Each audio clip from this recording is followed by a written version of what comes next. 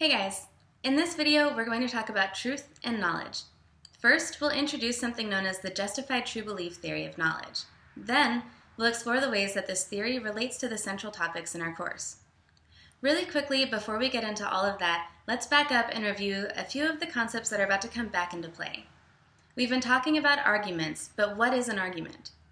An argument is a set of statements, or premises, that are intended to determine the truth of another statement, the conclusion.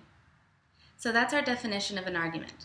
Recall that only certain types of statements are used in arguments, and those are called propositional statements. A propositional statement is a statement that has a truth value, or a statement that can be true or false. A statement like, Michael Scott is the world's best boss, is a propositional statement, whereas something like, let's go to the beach, is not a propositional statement in the philosophical sense. Lastly, what is the goal of philosophical inquiry? The goal of philosophical inquiry is to discover the truth. And in our first week, we talked a lot about truth and how central it is to our class. So that gives us a nice segue into today's topic, truth and knowledge. The textbook talks about this a bit on page 20, and we're just going to expand on that discussion. Before we start, I want to introduce the term epistemology. Epistemology is the study of theories of knowledge, and it's one of the main branches in philosophy. It sounds a bit scary, it's very Greek, but it's not scary, and I'll remind you of what it means whenever the term comes up. Okay, so epistemology refers to theories of knowledge. The first question we might ask as epistemologists is, what is knowledge? Well, it turns out that truth is a pretty important piece to this puzzle. So what is the relationship between truth and knowledge? We can give a pretty simple and actually fairly intuitive answer to this. Truth is central to knowledge because we can only know true things. If your friend looks at you and says, I know that California is north of Oregon, you're going to say, no, you don't know that. Why can't your friend say that he knows that California is north of Oregon? Because the proposition, California is north of Oregon, is false. And we can only know things that are true. So right now, we're all on the same page that in order for something to count as knowledge, that thing has to be true. But in answering our first question, what is knowledge?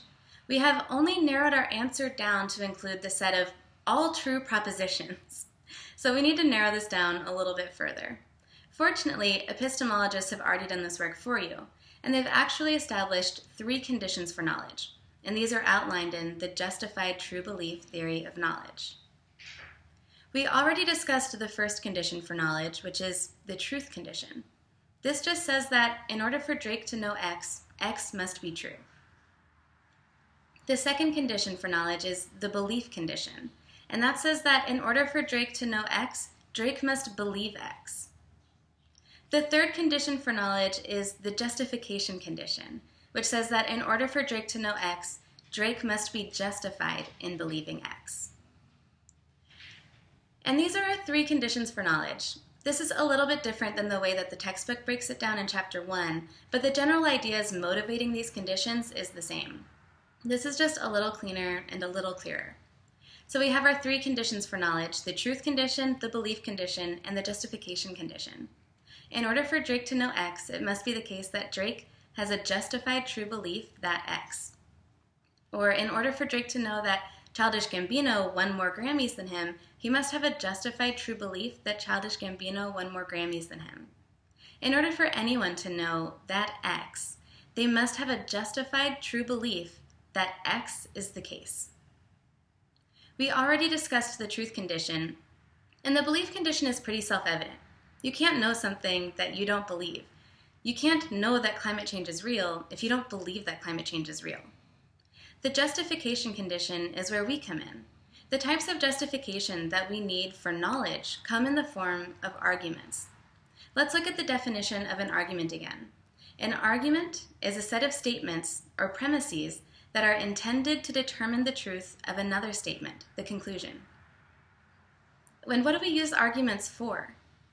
We use arguments to convince our audience that our conclusion is true. We can put this another way. We use arguments to provide our audience with a justification for believing that our conclusion is true. So one of the reasons that we make arguments is to give our audience a justified true belief. Okay, so knowledge is simply a justified true belief and that justification comes in the form of good arguments.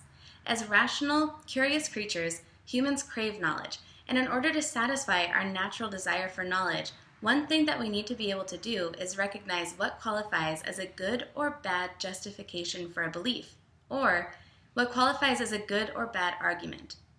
And that's what we're working on in this class. So before we wrap up, there's just one more important thing that I want to share with you. Before you go, I have to tell you something terrible. Everything that I just told you about truth and knowledge is wrong. Unfortunately, this is not a trick. So the justified true belief theory gained traction during the Enlightenment period, although hints at a similar analysis of knowledge have actually been around as far back as Plato's time. But in the 1900s, some questions started to emerge about the plausibility of this theory. Then, in 1963, Edmund Gettier published a paper that is widely credited with discrediting the justified true belief theory of knowledge. He said that there are certain instances in which someone can hold a justified true belief but fail to have knowledge.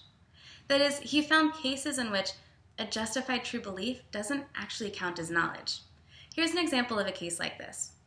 Say that I'm not a farmer and I'm on a sheep farm. I look around the field and I see a dog dressed in a sheep costume, and I think, there's a sheep in this field. It just so happens that just out of my range of vision, but still within the field, there is a real sheep. So let's take the propositional statement, my belief that there's a sheep in this field, and we'll run it through our conditions for knowledge. Okay, the truth condition. Well, there really is a sheep in this field. The proposition is true. What about the belief condition?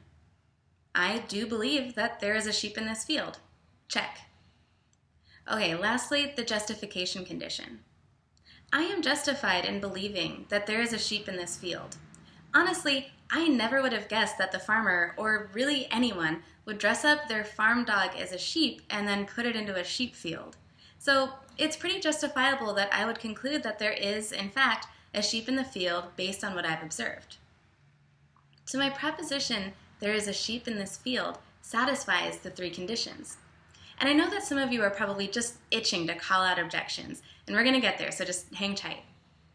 My proposition, there is a sheep in this field, satisfies these three conditions, and yet most of us would say that I don't know that there's a sheep in the field. The takeaway here is that the justified true belief theory of knowledge, as it's originally formulated, can't handle cases like this.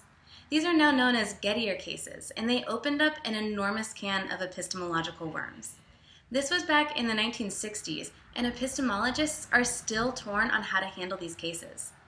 Some philosophers say that we just need to change what counts as a justification. There are some philosophers who say that this might mean that knowledge isn't really justifiable. Then again, there are also some philosophers who think that this whole discussion is pointless because they don't think that knowledge is even possible to begin with. So there's really a lot to work with in this field of philosophy. But for this class, we're just going to take that first approach.